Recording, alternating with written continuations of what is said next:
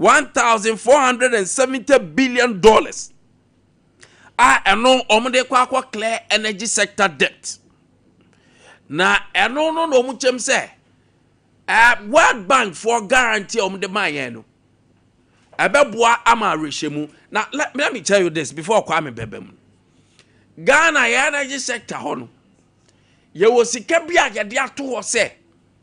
Bibia sini ene nkofo edins awoso se de ene E9 ne votes for edins awoso no. Se aba gas a ombeto bi na ye de a generate power ma Ghanaians no. Eduru ba bia ya ne ani cash. Enti em partners na assist ye in that way ade atua.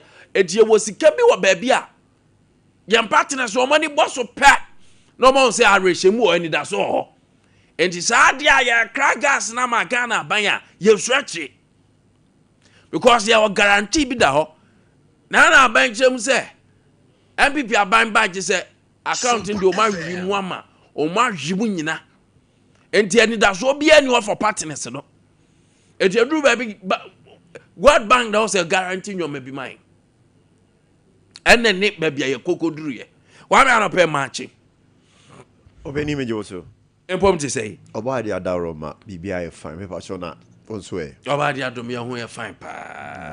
Anope yi wo tija wa ho fama no so wasoro pa. Oh me das. Yes. O fabric no so ye very nice. E di no na me refi. Na obi kan di ne kire me. Me kaya. Me kacho. Anope ye di senate won komo kakra. Yes. Sanso na ya hwe AG office kakra. Ana oforia town so ba eba. Ane komo a rise anope. Openi mame nasi na menchia ya tifo ahwefo anope yi. Say anope watchu Sompa TV Sompa FM no mo de mo kasa fidie no de ato.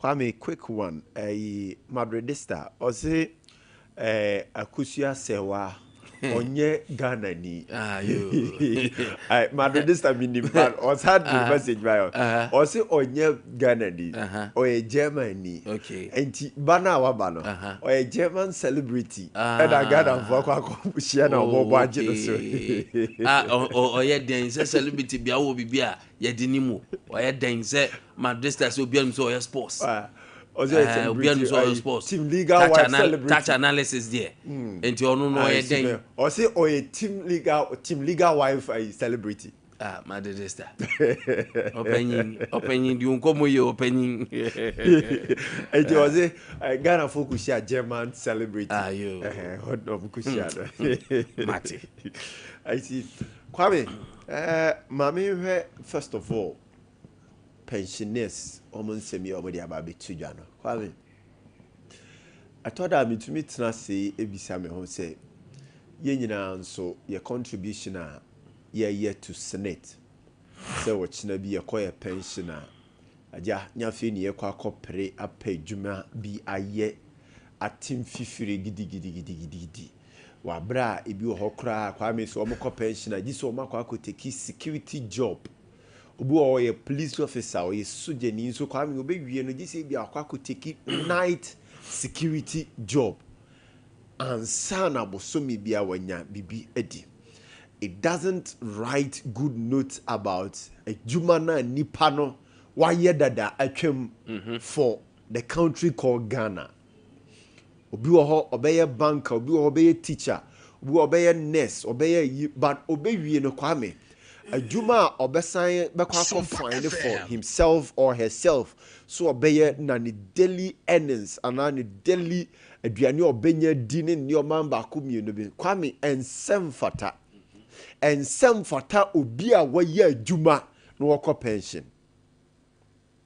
na minim se womo eye sika na yetete bosome no se senate for womo mfa anye investment bia na se womo etiti se sika nso a womo emane meye akono se be attractive to Ghanaians say senate so wo de ho be don ye na wo retirement a enya afei na ye no e ba be twetwe se bosome o ba be je 396 bosome o ba be je 466 Kwame sa ensemi nyina nke nu kwan kra se babonten near Yahoo de never newspapers near capture what your radio near your television set nationwide emanating Kwabontin so for outsiders and could renew who say this is how our pensioners are going through.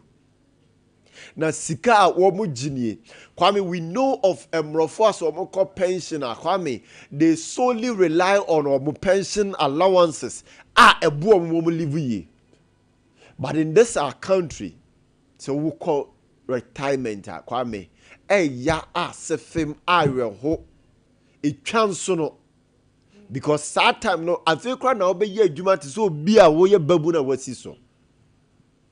Senate for NPR for yesremo Ghana by yesremo.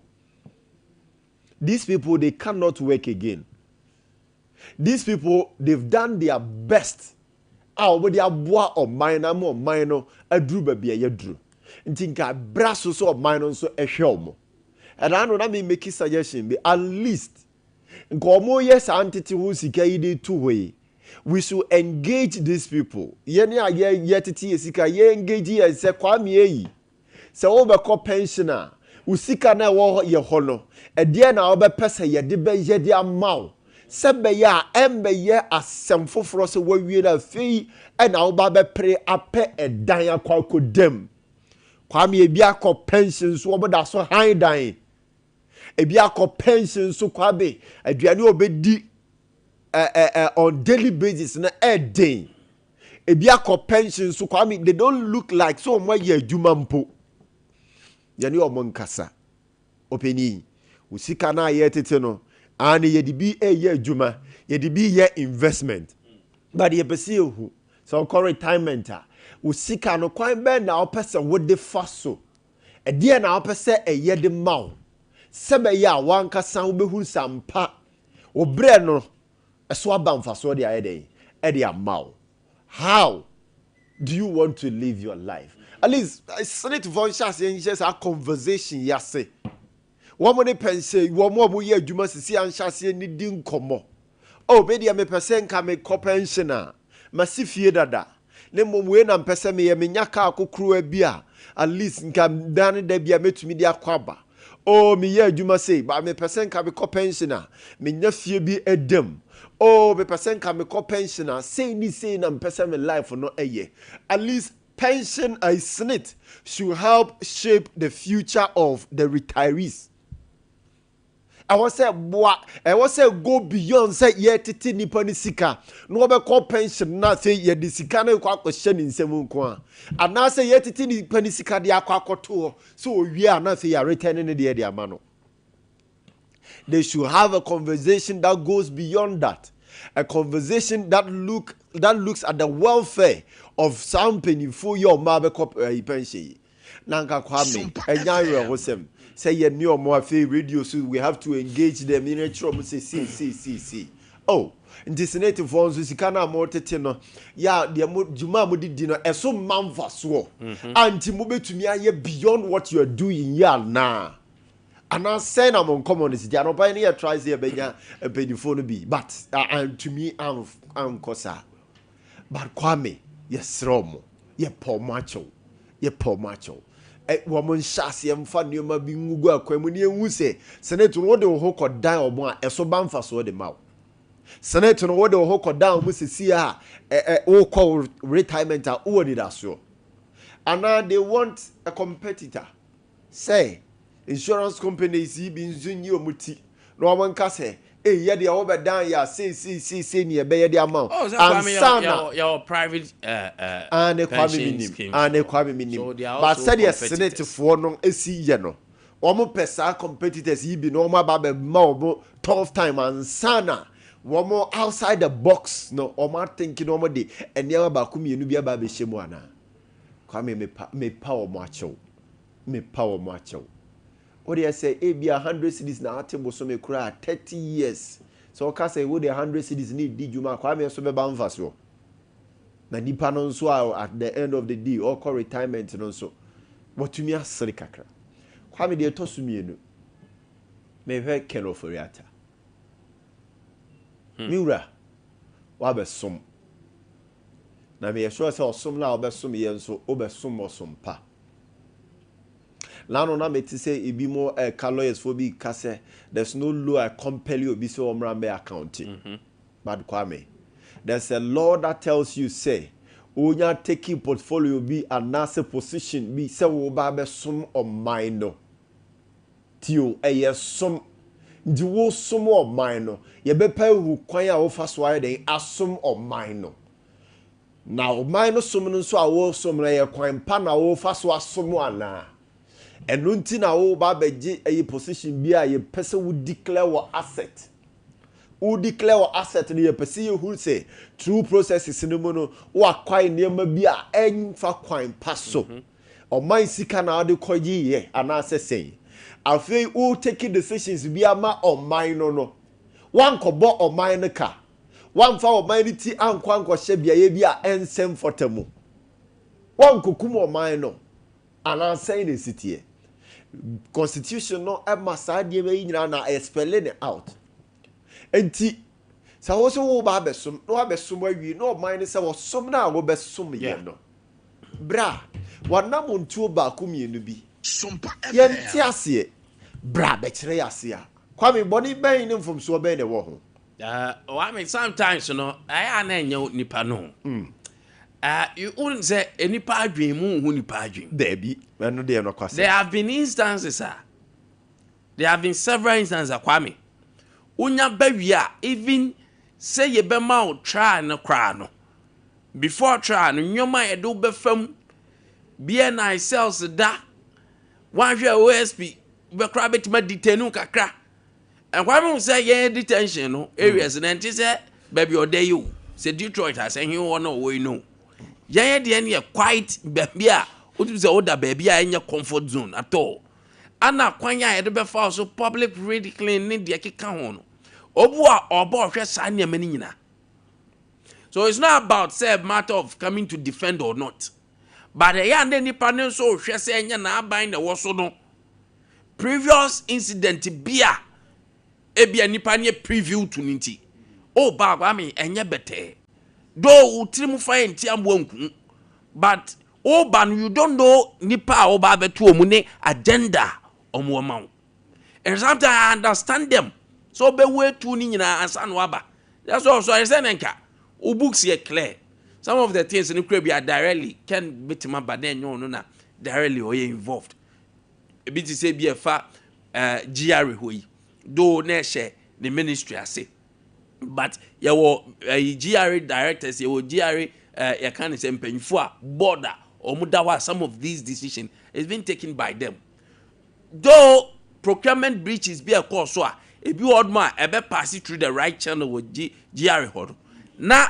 ono no ten office ono no ama direct command no more instead of say ben through GR no on board no more in Ministry of Finance through his supervision and not our technicalities no it might not be so with this but the technicalities are procurement breaches ni nyama bia wo ye ya abogana kana Charlotte or said ni kofie no wan hwe a wo de ndi aye ka boka kese no you might not be say wo de uti anye ye say ye be mu akofie o de be batwiri Kwame looking at your age your health status no ebo hu kakra so Kwame it should tell you say before you accept any appointment position bia you must know the do's and the don'ts and you must know what it entails the home. Alright, chapter 24 of your constitution talks about code of conduct. And you code of conduct, tama now office no saying that a city. So issue that alone should inform your intelligence. Say code of conduct na ewo hodia. And you ubeye bia no efagana ho. Na se efagana ho so a na se Ghana pa unu kwan afa so eye nso a Kwame you should avail yourself. Yeah, it's true. Me friend be. I know a former CEO appointee. Yeah. Now, I say maybe. Say about weekends and it's another holidays ba. One say there's kind of rush. Yeah. And I say be a muko program be a badamo kwa. One say pepre hu wom kakra. Yes. He told me say, Emre bia no.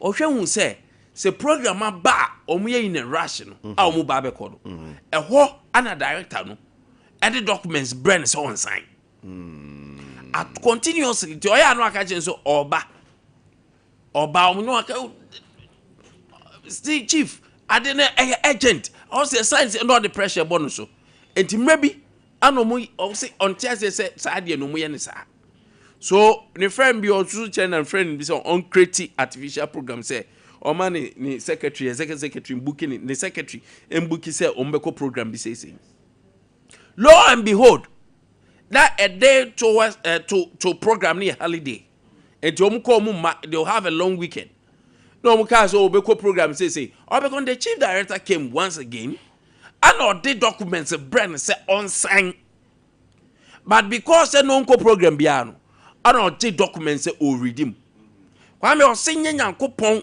and a man is adwen no and no munko program bi onya time every day to anko sign a death warrant ka ban bia ba ka saa de no de beto de nim se on sign no ko sign ya kwame kede ne ekọ ni wom there have been instances there was someone I know chief executive officer or sign ade on radio your friend no busa ne say ade we wonim say ni say na asi or say o any onya awe no so signature and I say what sign ade no kra ma na ba boti say yakonya bi o efu ho no say hey enti efro no hu say wanhwe ya asembeto auditor general report be ba no na nneema beba nyina na efo ni directors na yegu so because ne nsa na sha say basika na nkasa no ono ankasa enhu animu sei but yes ye de koye adwuma we enti wo de nsa wa sign and you have an oversight responsibility and out of there the oversight responsibility na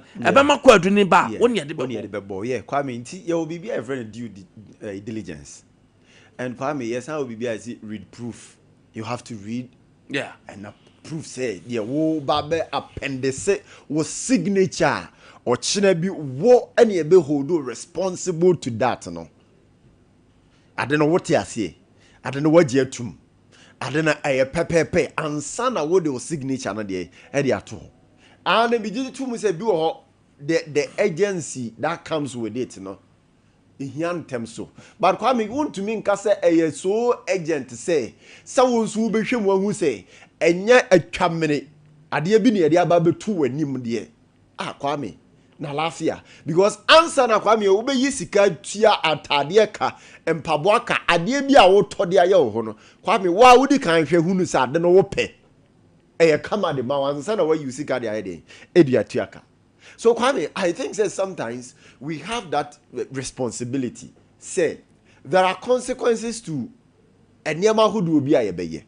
The consequences na ba ask yourself, are you ready to man them? And so answer na wo be bisa sa question so. Now what make it sure say adeno so a wo ba beye no right na wo ba heading wo ba beye. You cannot just get up now append this signature to anything like that without at least reading the caption or like reading a set of it. Now we say adena wo ba be sign no kama. Kwame keno foriata okosoro ba forma okosoro ba forma owo anuye e de ma o my Ghana say oye den kura na we inu ye even nyankopon na yesom no na o no ken wagi atum say o som no gidigidi no onim say there come a time Kwame before a yimpenifo be yi nsem bia no enye den ebra no beba obeyi ano enti say wo gisa na ema ne dia why are you running away from earthly accountability? If you are running away from earthly accountability, ask yourself and you're not sad no dura okese na wo si waji na tum okese na wo say wo som no the day of reckoning say eba how would you do it and no ni wo nyankopon no say see ade ekura wo so ntumi ya am for dwen say ade no so you see so then it means say now white now wo share the Bible that we did wani no say na wo deceive wo ho na dey tum now wo deceive wo ho enye Ghana for keke na wo deceive wo and you can baby how wo bia yes you have your lawyers too, you have good lawyers they can equally debate Ghana for attorneys, you know, to tell them say ade ya wo kwakwa yi de mfamra kwan so enunti we yam pene ma munye say ni akọ the courtroom ni akọ debate, and we know say courtroom no so fair, sincere. The law is the law, unless otherwise emrano edu say eni wodi a na se emrano de se a ehone was here to. And lawyers vonzo yakase the law is sometimes parochial and biased. So if the law is not parochial, if the law is not biased, but it is interesting there, then mama emrana enijuma ken bra be ye niema biano be yin sem biano be kire ye niema bi mo ne ehunu say wo bra senso wo fa oma ujuma dia wudi ye no wangu nanimu ase. Exactly. One man in Guasia Kennedy because they say Kwame Obia Casabia na yesi na nado dan kwaku fado ni administration ebi okra be kom Kwame na nado dan kwaku fado said oka onim wo hwe but sign say odi wudi ede aniema bi di hye nsam ni wada montu bia nkoyi enti eno nti na ye kasabia ni arefe ni aboni din brabe yi ano na obra gidi a onya wo mu ema wo dibre ma obedi ye no kotina nim na afi odon so ontumi nya ni din no na nkoda asundwie mu say ono wa anya bibia. All right, of course me that say that pay Jaka of Jaka Designs I pay or share me gidi or Saturday or no another room. Yes. Jaka Designs I pay mencha bra. Very good morning to you. Osunyan Udu Commercial Bank directly opposite on Ajaka in fact a very young man na ne sanu ehu on the team ni nyina ni many nyina anopɛ me momu a very good morning na me senya me sha momu omunkoso amu adwuma pa teacher Kojo Tepa enyina susu. This is the time for those who understand economics to be bold and come out to give a fair assessment of President Mahama's first year in government. What is going on is so artificial because it is not creating any jobs, as our production has not increased. For firms to expand, over-reliance on gold is also dangerous because of its vulnerability in world markets. Greetings to Dr. Baumia, Chairman Ade Akye Abia, Koka, and Honorable Eric Nana Ajiman Prempe, MP for Ahafo Ano North. Also dia Odi Free Tepa and you know susu at the buy. Now Kwame, with the payment and I make ho asem no. Sir abang ayano etriano. Okoyen page out you get the tabular form table no ya provide the obenya send your musi chichem MCR if you have it sir payment na you make president press release on payment that was made from Ministry of Finance. Mahama administration pays you 1,470 billion US dollars to clear energy sector debt. Abidjafo so aba and Abidjafo betena sena yani Abidjafo enso so edi enkomo anopay enso el honum eni Abidjafo edi enkomo enso el hoy WhatsApp messages so ho yenyi emfiri honum anopay. Kwame, WhatsApp message baako mienu a yensa akano 1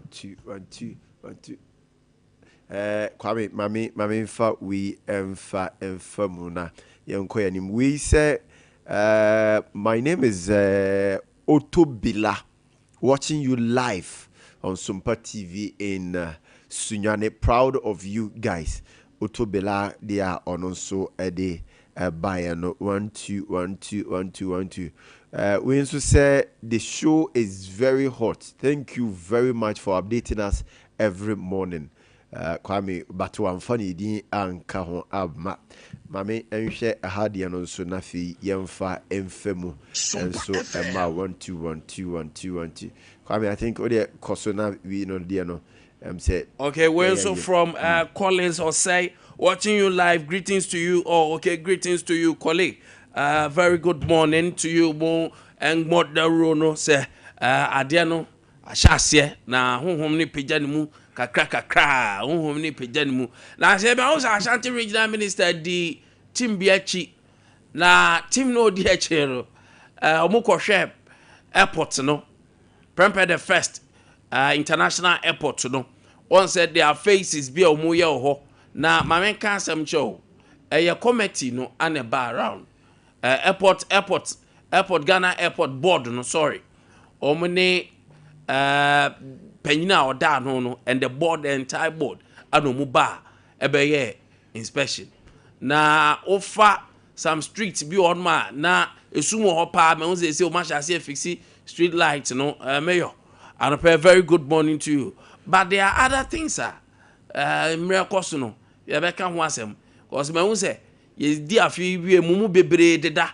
MCs ni bebre asha ase deda na mo beti enka ya be boa mamma ye adwuma no so ya be boa mo ama madakura sebi ubenyane ubeye adwuma no because you are here to serve the opa dia kokotokoro cheje da bro ye je ba bro kra e be mamma ye adwuma no eji abefo aba na anopai enkomo aye dia obetimi ama message no atoa so and so aba or the WhatsApp line 0509 438 50005 094385000 na yaje enso akenkan edi amount enso ewa ha ma minye wei na yera matna se anopei opanyini honorable Akye Frimpong na honorable Akye Frimpong anopei wabeka yensa watna se enso ewo ha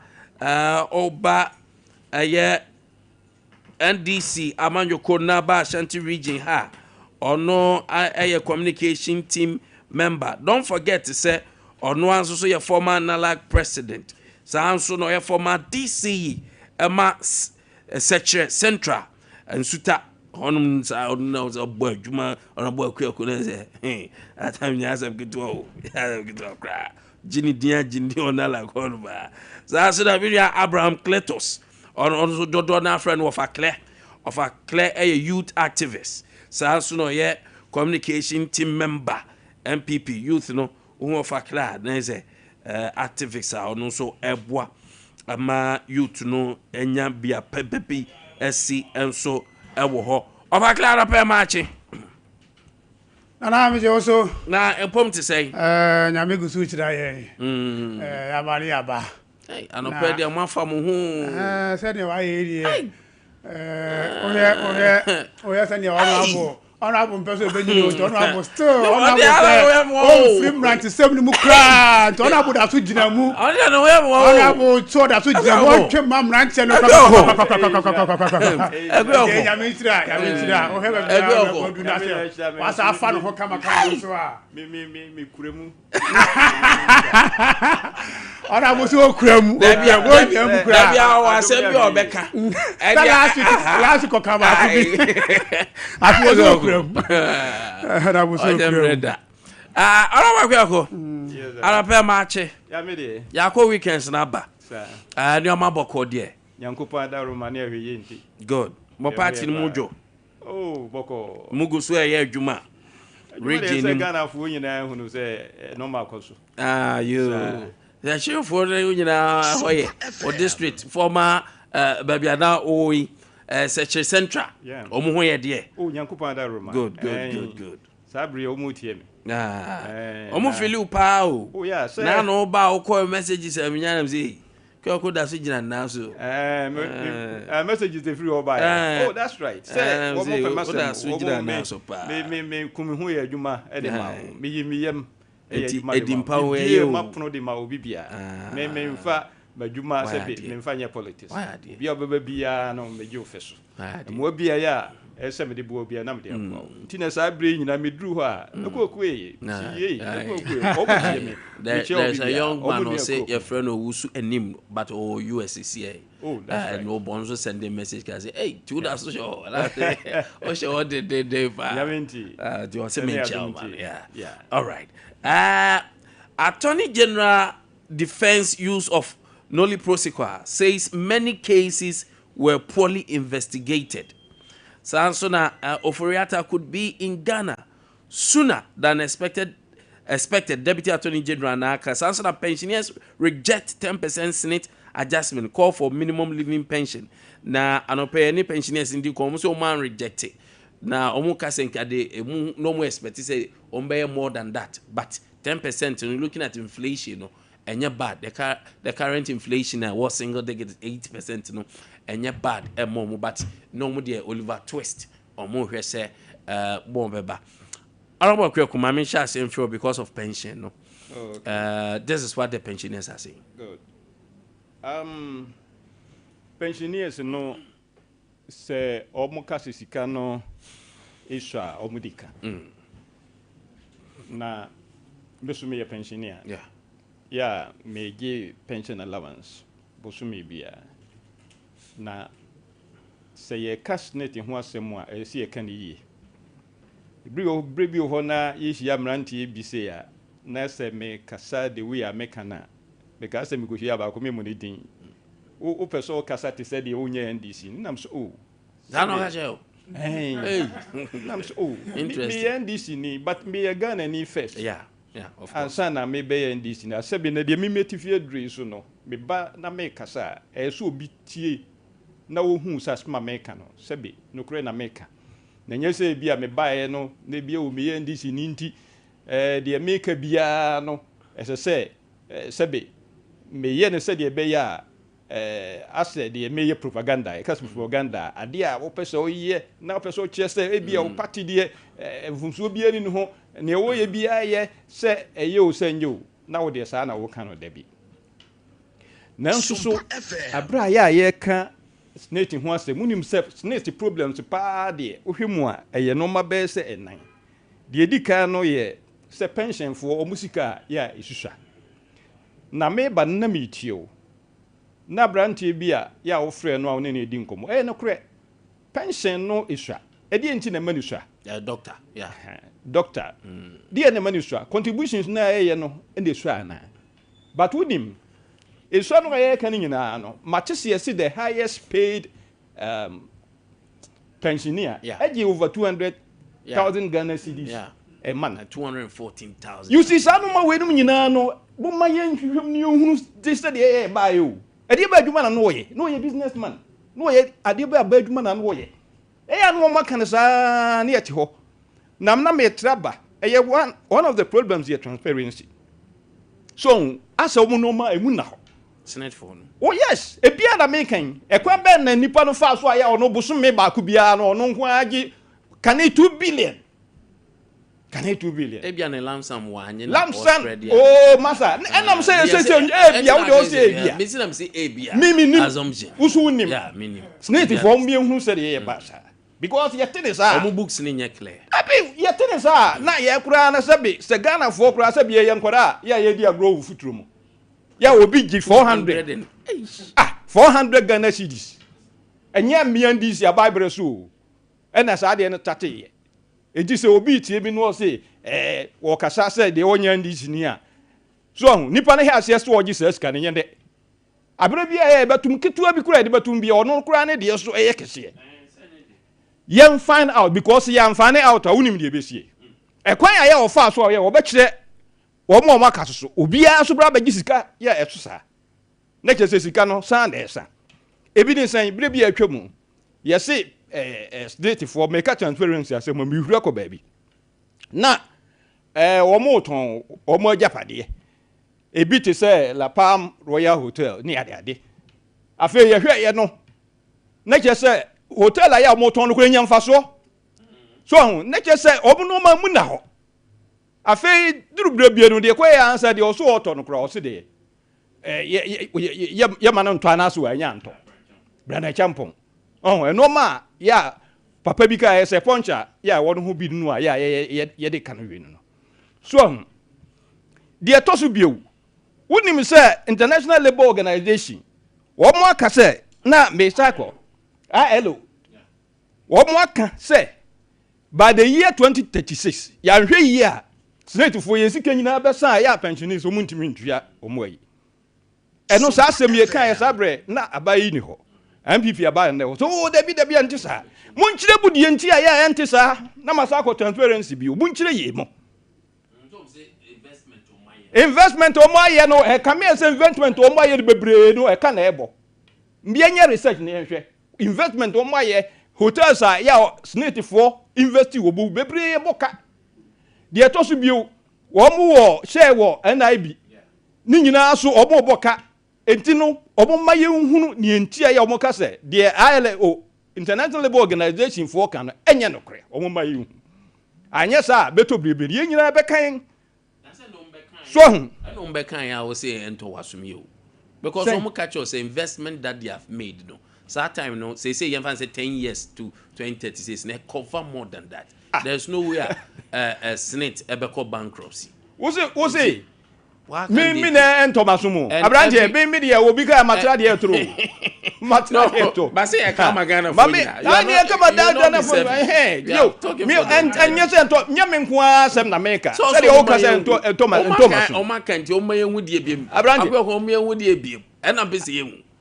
Omo mi ehunu sa investment o maka bi o mi maka bia ye boka enti die hin na fe die ma yishika omo ma yehu at least omo list no omo ma yehu sa investment we ye e ma yishika sei bosumi bia afi bia no ne ade a ne ye bo ato ye mo because die enim no bebre no e ka na de ba so ade ase enti nyese bia me ekoko frempon na me meka enipa bebre no enim se omo investment bia ya bo ye bebre na omo won sa se bebre be so pa Yan za so de die no mo de ye.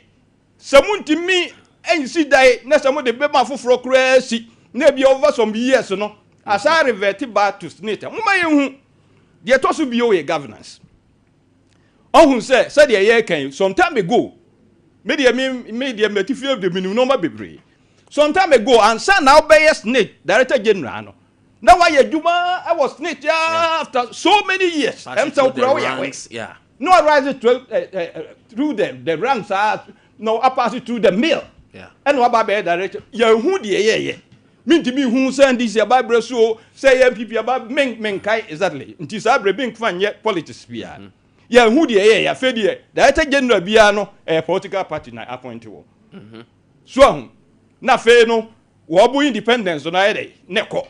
Ne board members di nyina so abai na asa appoint won na de obuye bia no emu nhye na ho ne de aye politics no mu ne ade sa no ma no ese sie hwe ni ye enti maka we ye wie no na de make na se ampampa ukọ abrochire obi ko pension kura na nani age enya ha ya obi ko retirement na we ra ho ni age no abrochire kura de obi so tini age so kura no ko retirement mesi bra bi say prosi ni bia no ogira kwa ho na ya na me ne mo wa twabu ho na ya na edu ho ade ne ya na bi kakra ne ade ye duro o si we enche kura ka be na wotwe na me ko pension cheso o kakra na wira ho so o ko pension ne wira ho enti me wife ko me de me wife ko no se papa kura se de o si ka che me kura no e ma wira ho di pension no ya o ko na wira ho sa na so ho enso nkanya sa obi ko pension ko na ni age because sa pre no na wo ye dai na ni kwakọ gi a o ko gi na ni otutu kwai ene ade enti sa no mba we nyina na se hwe ne ye ka ho asem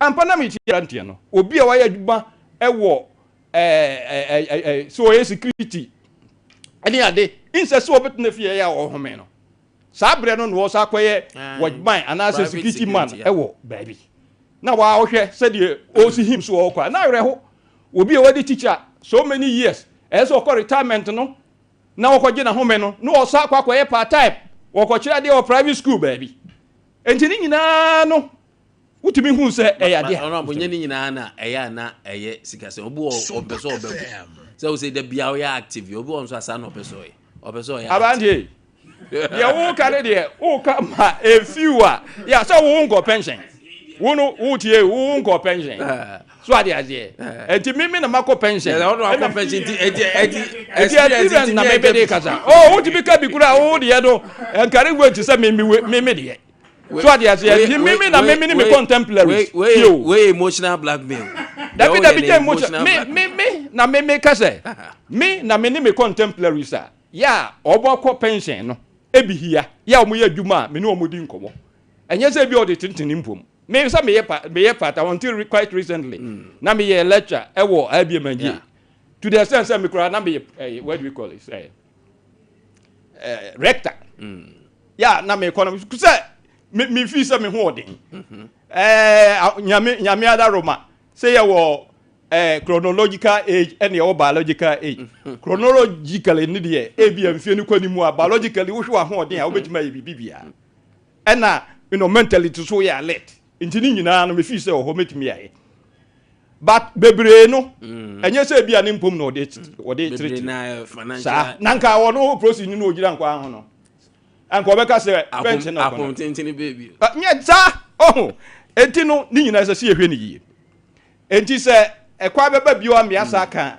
Near Canoswa, Rebecca, but ye to us now been to us, or no son can idea that Fay fancy I can my or time, no, right? Okay. Of a clear.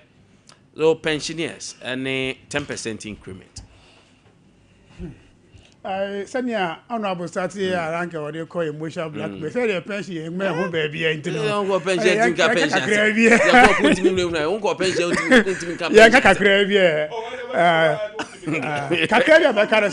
Yeah, I believe, sir, the point that he made is, and yeah, a pometry papa, say to no more, a corporation must acquire you, man. I want to side with him because really. But maybe that may draw attention. Say, "Enyo munyi." Yeah, okay, maybe it's no munyi now there, but majority of them, no, they are in there to earn revenue because they cannot rely on the pension allowance kakrebi no. And I mean so na when to me the salary our year juma time no when to me earn so much and to me anye bibia. And what has I could then bet me I keep for the rest of the life. Copy me say that I'm about and so I am and also so I some of the reasons. Now make a crab in America whole share the amount now the highest paid pensioner in ya over 200,000 now. I think that's just a facade. They just want to make that comment to make it look like I say Omutuya pensioners capapa. They can't no but because the point is the chunk of the pensioners are in the 1,000 to 4,000 brackets. Yeah, I know correct. About 83.46% of pensioners are the 1,000 to 4,000 brackets. And so when some 2% be an outside bracket, no, now so the face of it at the year yesterday cancer, you are just being disingenuous. So the pension board but offer to be clear, to be fair to them. Okoti minimum. And the bonim so be quote maximum, even if Senipa Bakokra Nigeria is being paid. But you see, when you listen to the commentaries around it, they make the points. Cancer to make the points. I say, when you know, sir. The chunk of them, the 83.8% of them are within the 1,000 to 4,000 bracket. And so if you want to really make a point, and even if you are analyzing data, so a chunk moon also the data analysis. Such an I think it must be. And so I'm also making the point that the communication more at the man, they should also be a bit careful about that. Now, it sounds why the investment losses and I thought a beer, and I agree with Honorable say government appointments here near board no mono, and also very problematic. Say a fair-minded people are more arising through the ranks from director, a district, region, or director. They will be able to, by virtue of job security, to tell the truth and the whole truth. Say yama government appointment they will at all times or maybe in most times try to please the iponto with information or the ba abontin. Many pensioner, but because I am very keen in economic issues, I know say pension investment it's creating a lot of losses for the pension authority. Because of investment. Investment, no. Some of their investment are absolute. A big time to and can or more I wasn't more diversify those investments, no. But the politics around it. Obekai time or more hotels as some buyer, no. Share the investment of Senate in hotels now. Those hotels no time with them. Truth be told, even their locations, their branding, how the market has become so competitive today. And a lot of private people at beer hotels how they have branded their hotels and the likes no. So we are snit. Not say one diversify, not one yes smart here. Those kind of upcoming or new hotels no will overshadow you. Of course. Because any amenities a war mood no. I mean me youth no yeah baby park no and my be here no e be ni hotels a snake for hotels near the now fair excuse o man facelift your chroma yenim hotels are honorable you are aware and so still that so competitive because of facelift. Yeah, so the facelift it also requires a lot of investment which I don't know per their structure and their things no omutimi enyas I that's omunye sika no I that's omunye sika na I said the structure because say me a private person I will just go and dip my hand into my account and go and do facelift na me hear me the but say when it has to go through corporate idea or say a corp board na board approve na koha no it will take quite a long yes be the AGM I was say they call AGM. My AGM also did to move all those procedures will take a bit of time. But private person there, or no I say or no or be or no I say or who any for investment direct in I think so. And a mummy no can say be a political point. Yes. Or a manager of a company. Now all be my excuses say about renovations. He has to pass through this channel. Abra wa when him say plowback no usika wunya from returns a wunya. And one will reinvest more. You don't give excuses. So, me see the point I'm also trying to make. You see, there's also some operational losses, and the operational expenses are the private or more competitors are what the hotelier industry mono. Say private hotel be FA manager obetuaneka example it be 5,000. And normal people are me pay the queue to grab a door so. But so yeah.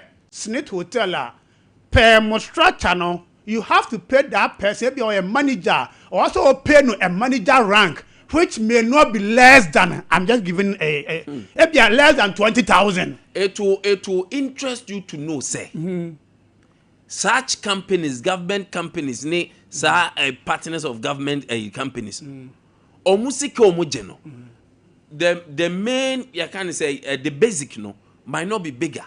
But the allowances now, such a private man, no, a main, the basic. That's the point I'm making. Sometimes operational losses, no operational costs, no. Yes, I was through compared to private person, no. So all of them is creating the losses that we are talking about.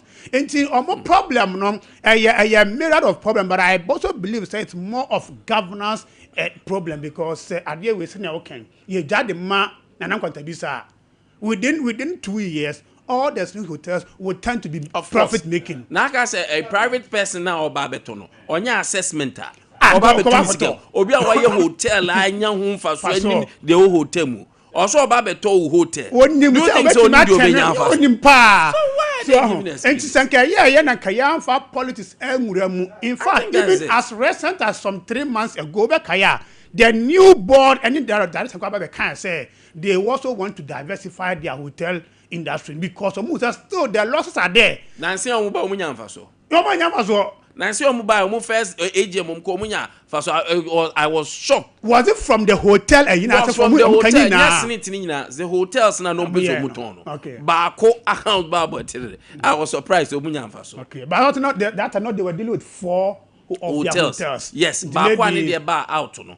The beach one, they had for the first time. La Palm Beach, I think La Palm. I was like, sometimes no share traveling allowances. And then near Mrs. Snit for directors, the allowances that they get, even President Krama. And to all of them, to any NIB money, me person me banks, but yeah, buying it. Yeah. Allowances, OBJJ, a thing allowance. Oh, I feel yes, OBJ entertainment allowance. I'm not surprised that current government boss who check DSTV. If you now, they pay it for them. Me see who the structure of their payment. I'll find that document and show you. Ebe on one.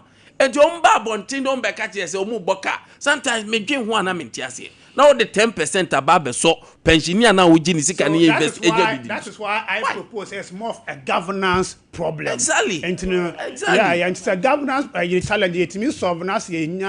People who will be the managers and they know say their job term no is secure there. Onim say on yet to appease the government in power be now. Onim say obetimi aka no kura aka ne wo mu nyina be say directors ne body bibia ya government appointees eba sa and even the representation of the unions no cramp no mo so kwa no mo so kopre o mo no personal interest you o mo mpo o mo na ebia union bi and e be represent e be you o mo say mo nkokko represent e o mpo board no mo kwa no mo akotene na for the mo fight for themselves rather into all of this no and e kabo mo a emma Senate for more investment into me make it. The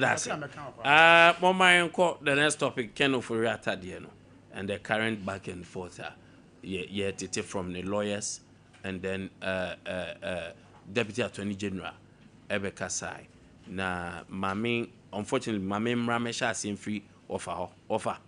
Mami Sha seen free or wait. And Kwame Nkwantabisa, the former finance minister. May I take a Krameka of former finance minister himself? The Attorney General and the OSP or more conduct in Honorable Ken Oforiatta issue. No, I believe, sir, as on my yentimi enya Ken Oforiatta asem no hope must be papa. Meswa and Tansa ene blaming Nakakoma, the OSP and the Attorney General. I believe that they are failing the people of this country. I will start with the OSP. Sans yawo amamra di yejuma. You have to follow due process. Nobody, and I sit here as a member of the MPP communication team to say, nobody is against accountability. Indeed, in fact, the number of appointees are or more reported to the investigative authorities, Yoko, Shraj, OSP, CID, BN9, they are in their hundreds. In fact, your members of parliament 88 year or more appointment now. About half of them, some of them report to these investigative authorities be once in a week, twice in a week, but will be until once because due process is followed. Okay, a choir Jakpa, so be the Jakpa Bimon. At the soldier for corn fee, a call ransacking fee. Neko we was a majority leader baba panwacho our parliament. I first say it was needless because you know what? The man in his wisdom and from good faith wrote a letter to a chief of staff, the Oba Enenia Oko, say me to Kwame Nkwantabisa. Sabi. Now he was not under any obligation to even give that notice. But from good faith, say, me mama who said me to kwine, me honye day enfame. That was the first procedure here. Now obi on one man notice, say me to kwine. No tracker atade abremo under go nisha so bia. Na yet me the jakpa and no call for calling fee ko ransakini fee. E wi akire bia na sa nyamia. OSP say nyamia, we say nyamia. It has to take the majority leader of parliament to stand in the plenary to give apology, say near course na ntwaye. And watch OSP how he declared him fugitive. Na actually a whole back and forth. Near the to Interpol. Yes, I say kwa OSP say a Kwame fast look to Interpol kwa ponya kwampa ntimasa United every hono mo. I thought to say now it has gotten to the point where it has given or emboldened Oforiatta say, now I cannot be assured of fair trial when I go back to my country because of Enyama Baku Mienu Esi Amabobo Boso. Now, it is very legitimate for him to have that notion because of the incidents I see. Now, CCA, the Attorney General, knowing that a free money Attorney General, I realize, say, let me give the lawyers assurance, say, so about Benya fair trial. And to one with the path of the Attorney General now, the press conference, oh yeah, now, of course, now. A show so all can now for the now what Tony Down said news file what Tony Down said he's now assuring the general public and the lawyer say oh the SC Namufan 20 the due process will be followed. And I think there have been a backstage or behind closed doors communication between the lawyers and the attorney general and on attorney general I said say Omaye live connected meetings, and I believe said the lawyers of Ken they are not against accountability, but they are against due process which precedents actually say man follow. And you know, I feel say assurance na bano. Let's see how it will go. Now you sound so magana for inantias say the Attorney General and the OSP know that it is in their books. Say it doesn't require necessarily that Kenofrata must be present in Ghana before they can prosecute him. In any case, and in fact, Mame Tamaklo, no Nikromha, but yet me deny some of your conviction.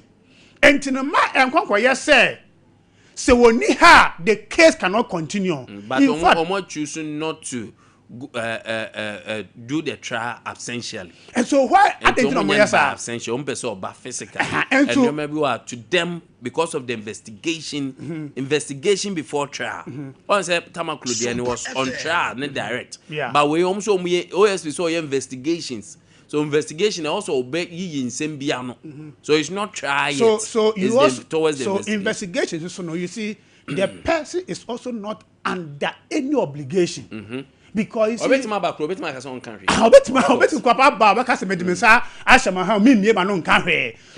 not the person who defend case. In law, we are doing the adversarial system of justice. Say, you have to prove, not just prove.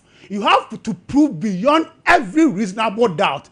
And to prove the person can create doubt about your evidence and your proof. And a bit mama was another I fall flat. And to me, Master saying, a quiet more fast will handle the issue now. Going forward, no, there must be a behind closed doors and commodities and the matters attorney general the lawyers now start here or more editing combono. Now, Emma, good faith because cases of this nature, no, it tries on good faith. And if I who say, due process in the follow in na arrive at this conclusion or be argument they fine. Nemo in the Pakwa who said, oh, a bad faith being from the beginning of the case here, that person will not be interested to show up. And see, I am. They say nobody interested, only interested. Binding so far can be also say or do beba. And Sakwan also it's a very long journey. I am telling you, his boss were here.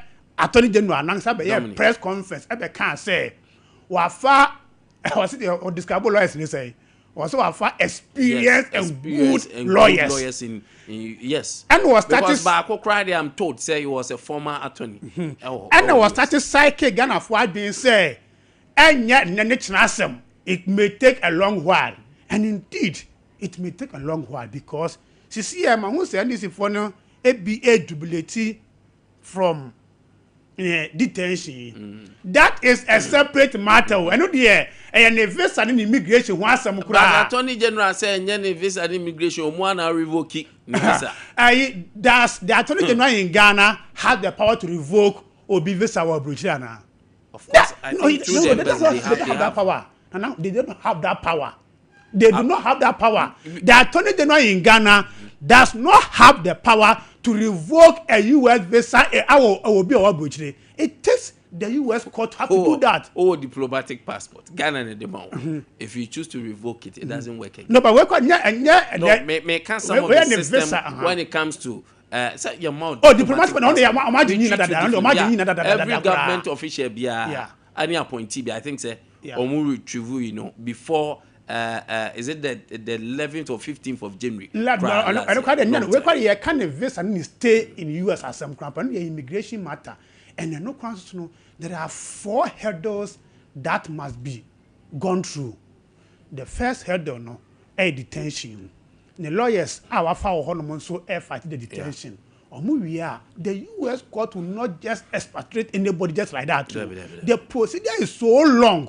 I don't know your name the US are buying home asam. It no say or go to a new na say US court can say am pam pass I was say you do call because we violate immigration laws now. No more than bar and no the almost never do we and say what some day abamu. And so let us Attorney General OSP tread cautiously and manage the case so well say omube timi mpo di na asem wa bra oni ha ana say e kwebe fa so mama ba bia nemum how they went about it at the beginning no I believe say they themselves have realized say na oman for the right processes so so the Attorney General former finance minister, American embassy, and I said, Menka said the embassy there, and it matters is in relation and in contest. Well, me cry initially me say yes, he editing no. Na me new. Sir. Oh, honestly, let me feel say be these days. Social media and some be near. But I feel yeah me say no kure no. Let me cry me new. It's scandalous. Oh yes, it's scandalous. Wow. It's a scandal. Yeah, Binumokra can quite recently, Mr. Nigerian, almost one of the high-ranking officers, say, Unsa de one farm into Menumre, and a pay and put a mihu, and can be percent me refer. Now, okay, as who hurry, yeah, former finance minister, Yachina Bruchri. You know, I Sachino say, ne visa, well, overstay ne visa. Yeah. I knew cry. Mr. Na mu Ghana for any more say. Omra, no matter what. Because post no I the man in your post get well. Me this kakra no I me di no. Mas ansama ya e wo mu no bebre.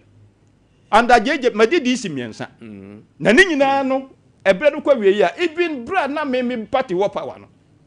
There was still accountability.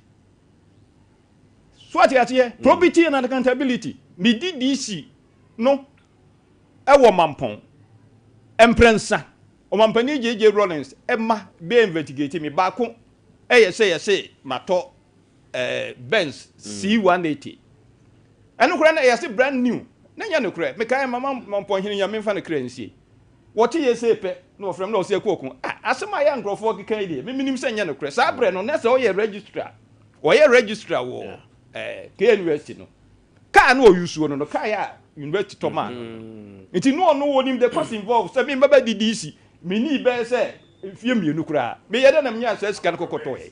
No so on some go hotel. Na me say na nya no kra. You see but what money for buy be investigate. Say kwambe na fa so aya wunya say na me so onya no kra. Na mom third hand. Second hand obi ato fro brekia ya onu so use no ye third hand. Camry. E na mato. Enti oye no se me fa papers na mra. Odi ni pa free nkran na ba yo. Na me kire omo.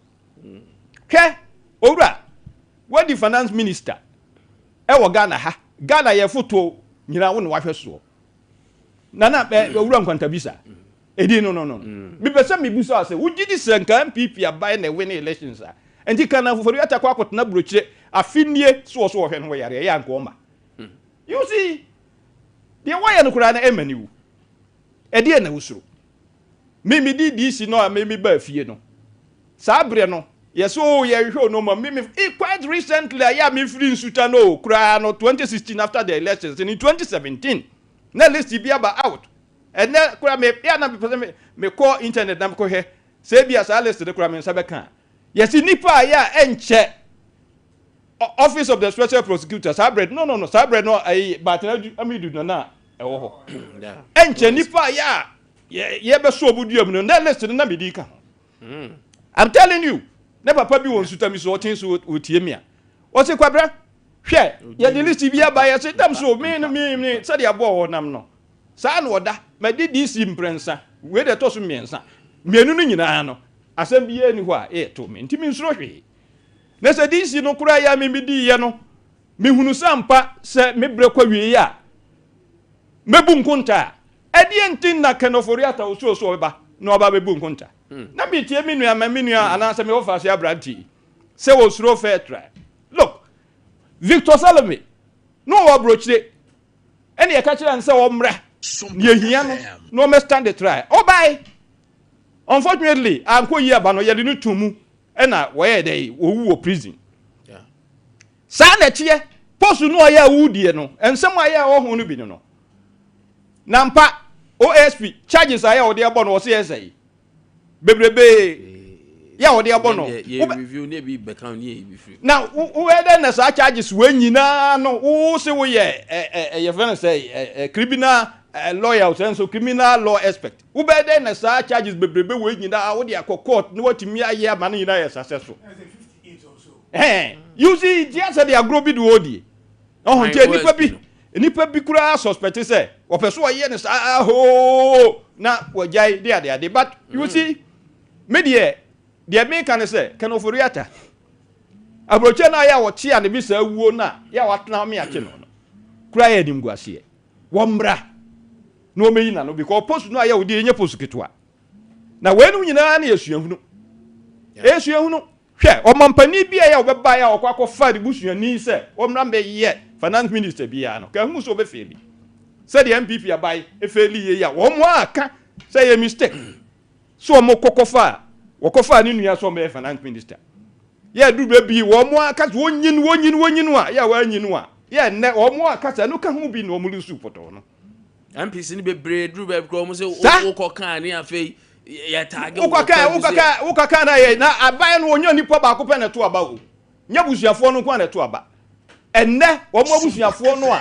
no mo twa no ho achi a no mo so powerful no ene o mo we me ka se ye kwa to aba wa send off ayi atimbreku na agabi si hopa obekata Ghana nyina ye ne dia so ati ase machofo difa prosifo difa sabre no mene akoko kwaten die gina ho ne ade afa ye ba program no ka wose ye ko asimbreku ye kokohia MPP fo ni bi o si ho nyina obekata Ghana nyina ye ne dia nam se nipa ya oba ya na ata Ghana nyina ye ne dia mene ne de gina ho ka nipa no me obi entie so obeka you see and now why actually they also Ghana politics crowd onye bi nso obwa enti kenoforiata omra meyina no because wa ma meyina no no so ote no so yare no say oba onya fair trial nya ne kan no but any right say they seeking for fair trial is the game Nkwantabisa na the fair trial no your right so seeking for fair trial so wa do a ya wo ba momo na wo seeking for fair trial na o te abrochi na o te abrochi wo ba amanfo raise na wo no wo no ho no lawyer bay e no ntimi mfa no wo Ghana ha ema wonye dey woni fende no ababa wo ya ayi National Service Authority ababa wo ya board charges bebrebe Victoria Pari as wo mai gift your Pari gift you wo mai owa wa ba so defend no wo ba ye obi ayi bibi obi anya ne hwe na mom no asam no de court wo mo a ya bo mo kwadu bebre no wo mo ba ye no se airport po and the arrest wo mo said the deputy attorney general okay kura mpo no ye chiwa de ya Ghana mra e de be adwuma ye nya hwe okay enti se wono agidi se ne ho son wa na sasam bia di wa kanoforiata yes na se onsan mra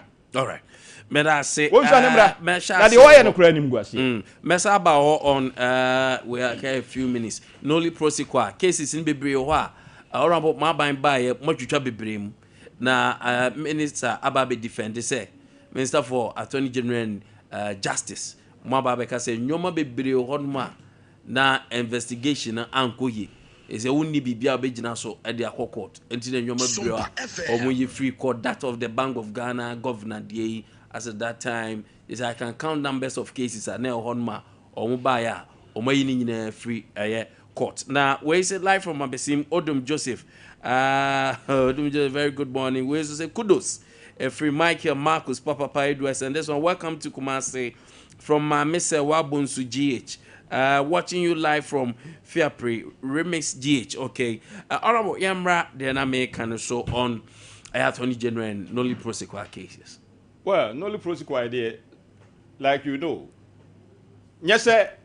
Attorney General be sorry, and as a Minister of Justice be sorry, also where they buy and Nolly Prosequa. I said no mean to be the HDB.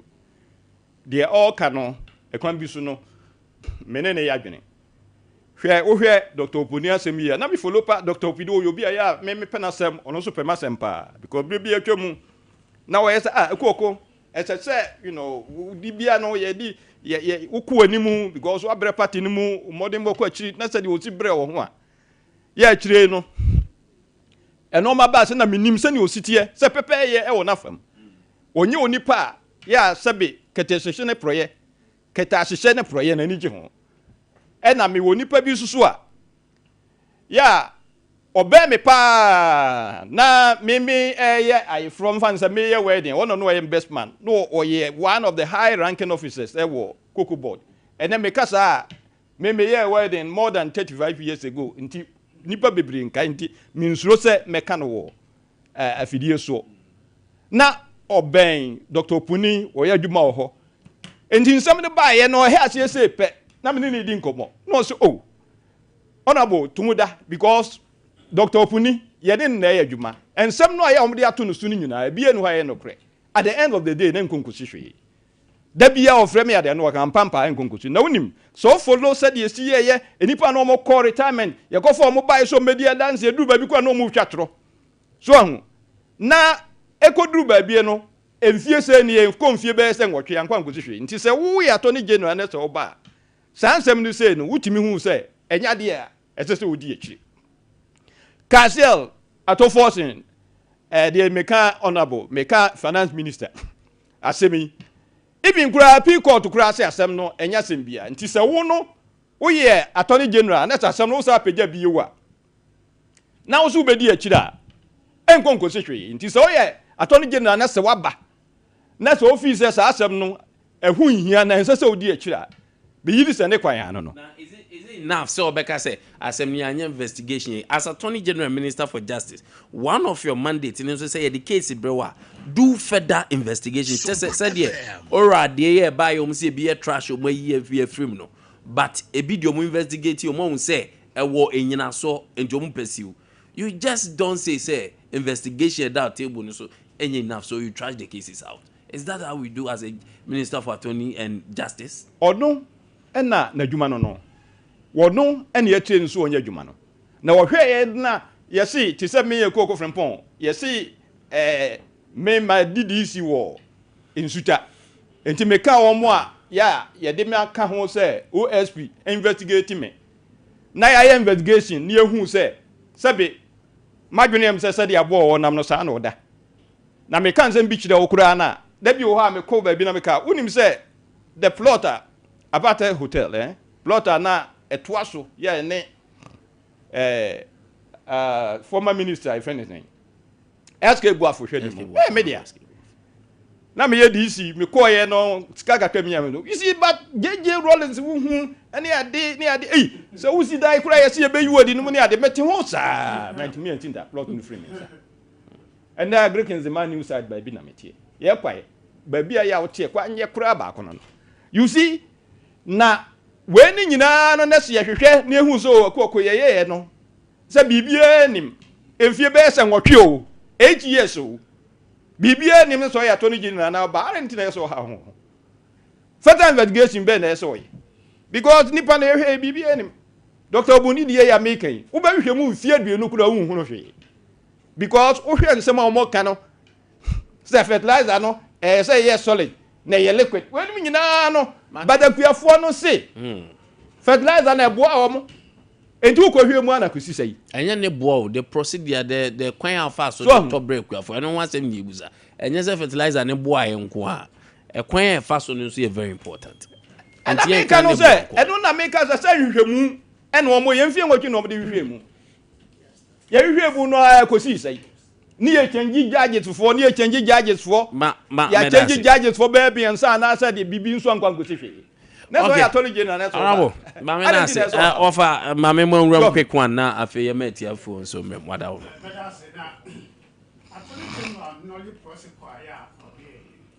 case name come at 12. I thought it didn't send a very good signal. Now, a man said, Attorney General, into another protocol. No, will be but I also believe, sir, I also Attorney General were a bit careful because Osha Bank of Ghana case, no, Dr. Esiama. And Honorable Collins that said we are going to come to formal cases now. The amount involved, no amount and soon. It's not a measure say if indeed there was a weak investigation. What I know say a weak investigation will lead to throwing out the case in court. And to pursue the case to the latter and let the judges throw out the case because the evidences will be weak. Your charges will be weak and it will lead to the defendant creating a lot of doubt in your case. Therefore, the judge could have just thrown out the case. You pursue the matter to the latter. And now say investigation near week into latter wa bro ni nyina so. And because so was it nyina so near week. Was it poor investigation, right? And if you feel say cases na yedi wo government wo abemu ko for na ye weak investigations me pete say weak investigation no e be say evidence be ye weak charges be dey e be ye weak e ba sa case ya charge ye weak evidence ye weak no it cannot stand the test of time in court. Okay. And therefore pursue na ko ya won lakadaisi kakwa ma judge bi enkase evidence how they buy no enini so to ma to away e basa na ehun sa asem ye di kopem awie ye e na ampampa ya de ya to asana twene na emo se na ba abruptly e be entitled to knowledge possible. Unfortunately also me Charles na me fa etie for enso mbram ye mfa etie for 0548 931 931 0551 931 yamfa mo course no enso ewa ha anopay komo ayedie onso owremu a ye wo some minutes to pick one mutie nso course 0548 931 931 0551 931 931 anopay yakasa about Attorney General afei the former Minister for Finance. Any stories he can. Hello, good morning. Oh, okay. Went to my friend powerful. And so, hello, good morning. Good morning. Good morning. Oh, the anybody I can say free. Hello. Hello. Okay. Kwame friend powerful. Hello, good morning. Yeah, good morning, bro. Open your name, baby. I can say free. The Osman today, because I free a year. Good. Osman, ain't you pay? In Common Mosin, in fact, no, I'm more canon. I'm more canon of Ghana. Ghana, I think, and you found a no kind of president. Yeah. Yes, I did. By the time now, one finance minister. Well, you will say, seeing a discussion, a very discussion. And then what is what you're not going to on and say, who are up to now? What's in that? Oh, yeah,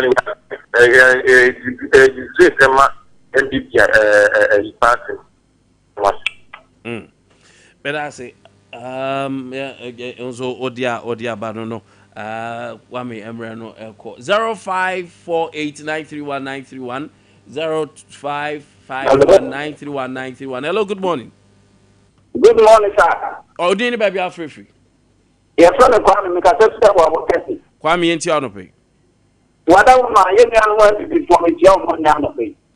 Name of the woman is a woman who put me at so far to Matamuka. Look at the national film watching and film what you. There's a mobile or the human mobile walking Yamsu. Uma dizia ia passar, se vamos dar a tua fiação. Já, papai não como nem mais papa eu jamais mama. Eu não corro boa casa. Betima can answer without. Good morning. Hello, good morning. Good morning. Open you ding.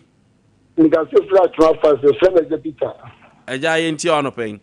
Yo mo ba so pa na Canada for that time e be sen obaga na pa so o ye ni ya e kana ni mo tin to mla no me yina no. All right. Eja Peter. Good morning. Good morning, sir. Yes, my boss. Mpacho wangu Ghana nkasano nyema biyo wa mpenifone ma party na yapa kwa itisi obia mbu NPP NPP nkasano party ya nkaye biggest party ya nkaye se biggest opposition but see a party no baba bukura keno fulata bu party. Hey, but I say hello, good morning. Hello, good morning. Hello, good morning. Yes, I would in baby free. Kobe Asante in Tanzania no Bruman session. Kobe I ain't on paying.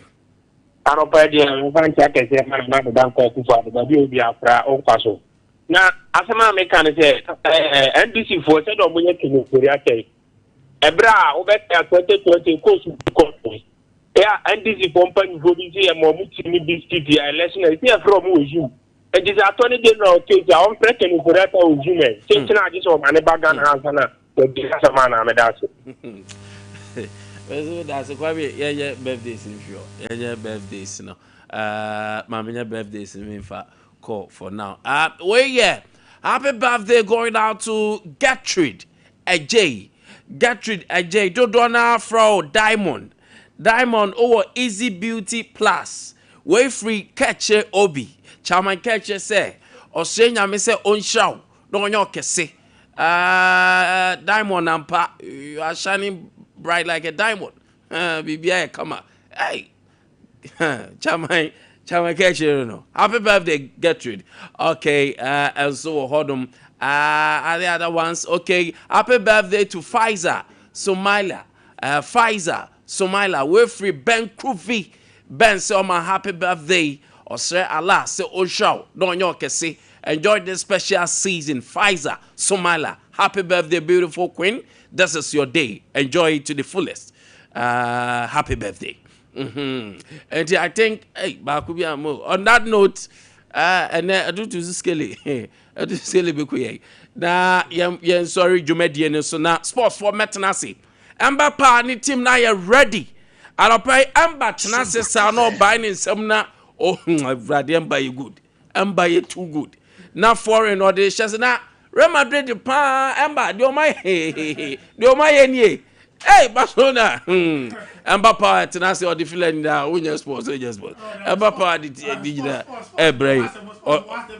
Orlando Ember. Oh here no pa for the composition na yes your gala your boy yeah. E ko so no a Ember mobile the local Orlando the local no rare more home mechanic na the amount. All right, thank you so much for coming. Looking so good. What are you there, Mr. Said you there.